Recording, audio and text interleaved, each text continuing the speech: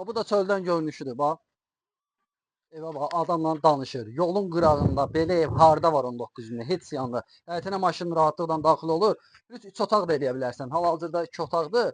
İstəsən buranı zal eləyib, artırıb hal-hazırda. İstəməsən 2 otaq kimi də istifadə edə bilərsən. Amma polun taxtasına qədər var. Mətbəxlidir, o da normal genişlikdədir. Bəzi otaqların şkatörünə qədər qırılıb. Qoşa, daşdır. Bir dənə burada otaqların pəncərəsi var. Bugünkü gündə bunu bu qiymətə gətirib başa çıxarmaq mümkün olası şey deyil də, yəni.